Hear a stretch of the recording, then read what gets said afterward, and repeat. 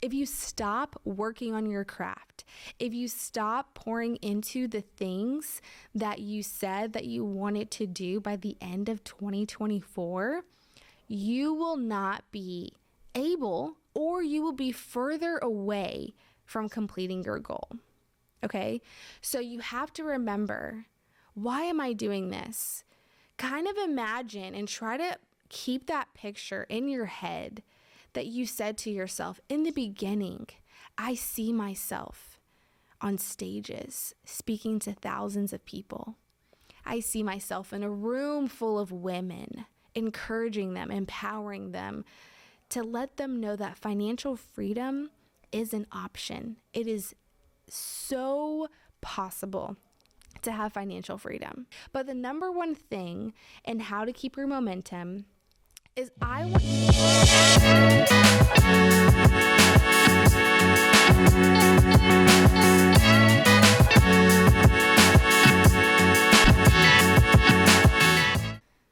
What's up, everyone, and welcome back into Behind the Spotlight podcast. You're listening to this week's Mindset Monday. Okay, I'm super excited to talk to you guys about something super important. Every week is super important, but today is probably the most important one that you're going to have to come back, re-listen, replay it, because I believe that we're probably all in this season right now. Right? Depending on where you're located and where you're listening, you could be in a space where your environment and atmosphere is all sunshine and rainbows. Like the weather is beautiful, it's bright outside, the sun is shining, or you could be in an environment where it's kind of misty outside. It's a little cloudy, it's rainy, it's snowing. Wherever you are, this is the time where many people start to lose their momentum. It's really surprising, right? Because you're like, Danielle, the year just started. How are people losing their momentum? And I thought the same thing. But typically and scientifically, if you research this, this is around the time where your New Year resolutions are coming slowly to a close, as far as like you're coming out of your habit slowly but surely. You're not even realizing it. Around Valentine's Day is the time where majority of people that said, I'm going to go to the gym for 2024, or I'm going to go to the gym every day this week, twice a week, whatever the case may be, you are slowly coming back or pulling away from your goal without even realizing it. And so today I want to talk to you about how to keep your momentum going. Okay, it's a very hot topic. So I'm super excited because I know what it's like. And it could feel a little daunting at times. Like it could feel really, discouraging, because a part of you really wants to do the thing, whatever goal it is, whatever you have in mind, you really want to do it. And then the other part of you is like trying to kind of spiral a little bit. It's kind of trying to go into this space of like laziness or procrastination or fear. It's like all of these emotions are trying to pull you everywhere. However, I want to get you back on track. I want to remind you why and how to keep your momentum, okay? Because this is important, you guys. When you are trying to accomplish something new, you're going to always come against adversity. You're going to always come up against a lot of obstacles and challenges that's going to try to keep you from completing your goal. But it's really up to you at the end of the day. There's no external factors from keeping you from achieving your goal. Now, hear me really say this, because you can say, well, say you're running a marathon and you're like, well, because of the weather, I couldn't go outside and run a marathon. I understand that. But what about the next day, right? What if you have an opportunity to run the next day? You can say, okay, Danielle, it's snowing outside. I still can't run. That's external factors.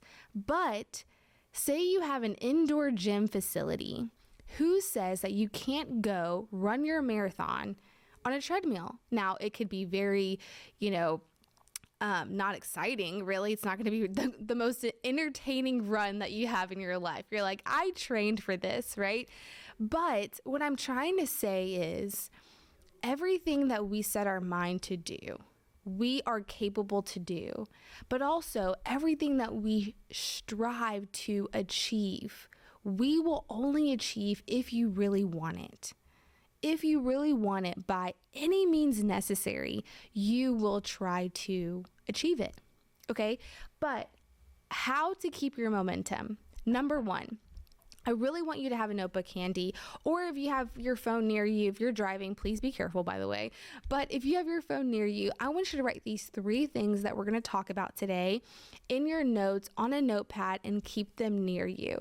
Because when you start to lose your momentum, I want you to do the number one thing. Stop, pause, and remind yourself why you are doing this. Okay? And if you have to come back and listen to this episode again and again to remind yourself that you are capable, I am here for you. Okay? But the number one thing and how to keep your momentum is I want you to begin with the end in mind. I want you to remind yourself of your why. Why do I want to accomplish this goal? Why do I want to start this project? Why do I want to open this business? Why do I want to start this podcast? Why do I want to write this book? Why do I want to run a marathon? Why do I want to become a manager? Ask yourself these questions until you get to the root of your why, because your why is going to keep you going when you don't feel like it. Okay? So I will say that your why is your motivating factor. It's going to be your motivating factor in daunting times, in discouraging times, in times you don't feel like doing it, in the times you feel like people are not listening to you. You're going to have to tap into that why and remember where you want it to be. If you were that person that wanted to go to the gym every day, lose a certain amount of weight by a certain time, if you don't keep that goal in mind and you stop and you just revert back to eating all the crap and junk that you worked so hard for, my friend, all of that hard work is going to go to waste. Now you may say, well, I've lost this amount of pounds. It's going to be off of me. Yes, it will. But if you stop going to the gym, if you stop working on your craft, if you stop pouring into the things that you said that you wanted to do by the end of 2024, you will not be able, or you will be further away from completing your goal. Okay? So you have to remember, why am I doing this? Kind of imagine and try to keep that picture in your head that you said to yourself in the beginning. I see myself on stages speaking to thousands of people. I see myself in a room full of women, encouraging them, empowering them, to let them know that financial freedom is an option. It is so possible to have financial freedom. And so I feel like I'm in a space where I'm let me say this better. I feel like I'm in a process or in a space where I'm starting to really see clearly the mission and the vision for my life. I think when I first started this, it was like a seed, a vision of a seed, to where I'm like, I could see myself doing this thing. I could see myself doing this. But slowly but surely, honestly, in the times when I don't feel like doing it, that is when I see a whole nother awakening. I have a whole nother awakening. I get a whole nother vision. And the vision of the seed that I planted is expanded on a whole nother level, to where I'm like, wow, if I were to give up, or if I were to not do that thing in the time, or if I were to not have recorded that podcast, whatever the case may be, I would have not been in the right place to see that vision. So ask yourself, what could you be doing now to get you closer to that goal? Because I want to tell you that honestly, you guys, what's really going to expand your vision, and we're going to get to that point in a second, but what's really going to get you there is continuing to do the thing, is continuing to pour into that vision and remind yourself of the why. Okay, so I'm rambling, but coming back to begin with the end in mind, right? Because I know I can go on these tangents, but I want you to look at your goals every day. I don't know if I told you guys, but I recently did a vision board, and oh my gosh, it was probably the first time I've done a very intentional vision board. Not like I'm going to be, pouring all this stuff on here and putting all this stuff on here that I, want eventually. And it's like 4 or 5 year vision. No, I'm talking about vision for the next 6 months. I'm talking about vision for the rest of the year. I'm talking about vision that is, I can literally put my hands and I could see it so clearly on it. Like I could put my hands on it. I can see it so clearly that I know that this is possible. That is how intentional that I created my vision board. And so I put it in my room and it's been staring at me like every day, to the point to where even if I wanted to give up, it was like, no, you don't have no choice. You have no choice at all. Now, some of this stuff might seem cliche, but I told my girlfriend the other day, I said, I really believe that the language that you start to hear over and over again, no matter how cliche it is, right? Like begin it with the end in mind, remember your why. We all come across this time in our life where you really need that message the most. You really need to hear whatever it is. Even if you've heard it 100th time, it's that 100th time that you hear it that you're like, ooh, I understand now. I am receiving this. I get it. It's like a aha moment that you're like, okay, yes, I have got to be consistent. I have got to be authentic. I have got to be confident. It's like your language starts to change as well. And you're like, this vision, this mission is like, there is no other option, right? Like there's just no other option. When you start to really dive into your why, your language starts to change. Your language starts to become a whole different, like, communication to certain people, to where they're like, are you okay? And you're like, yes, I am perfectly great. And where I'm at now is probably the most serious space that I could be in. And if I spend more time, no offense to your friends or what you're doing, if you spend more time wasting the time that you could be pouring into your vision, you will miss out. And that is so transparent. And I'm starting to understand that, like, if you start to pour into different spaces, that is not the mission that you were called to do, you will miss out. You will miss it. And you will have to wait for the next wave of motivation, the next wave of momentum to hit you for you to see the same thing again.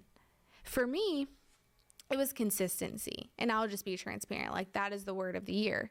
And so I have been in spaces where I have started things, I've stopped them, I've started things, I've stopped them. And there have been times where I had to question, why am I doing this? And so for this mission that I'm currently on, I literally have heard so many times in different ways that the only way that you're going to cross over to this next thing and to really achieve and receive the reward and have the abundance that comes with it, if you stay consistent. And so I was like, okay, there's no other way around this, right? It's like, when your parent, when you were younger, used to tell you a certain thing, and you used to think, okay, mom and dad, you're not the most smartest people in the world. I'm going to go figure it out myself, right? Have you ever had that moment? And then you go figure out yourself, and then the stranger tells you the exact same thing that your parents told you, or even your partner, right? Ladies, if you're with me, yes, I understand. Sometimes you're like, honey, I don't believe you. I'm going to go talk to my friends. And then your friends say it. And then now you're over here believing what your friend said, but you couldn't believe what your partner said. Conversation for a different day. Anyways, but what I'm saying is that if you're running into the exact same message and thing, You have to at some point say, okay, I have to stick to this, whatever it is, whatever message that is, right? You have to face it and you have to overcome it. And so for me, it's like, in order for me to get to the next level or really honestly achieve the goal is to be consistent. Okay, number 2, how to keep your momentum. I want you to lean in. Now, what does that mean? And I've been kind of reiterating this throughout the episode already, but I want you to do it when you don't want to do it. I want you to lean in, my friend, because there are days, there are months, there are probably sometimes years, hopefully not long, but there are going to be hard times where you're not going to want to do the thing. But if you were to think about the most successful people, if you were to think about, this is for example, but LeBron James, and if you know anything about his story, or Kobe Bryant, or Michael Jordan, all the greats, and you hear their story, that they practiced when nobody was looking, that they were literally in the gym for hours on hours when nobody was looking, when nobody was at practice, when everyone was out hanging out, going out with their friends, doing all the fun things, they were working hard. And so this is the one thing that my partner tells me all the time, is that you're going to have to sacrifice the things that you enjoy doing for the things that you don't want to do in order to really achieve and go over this hump.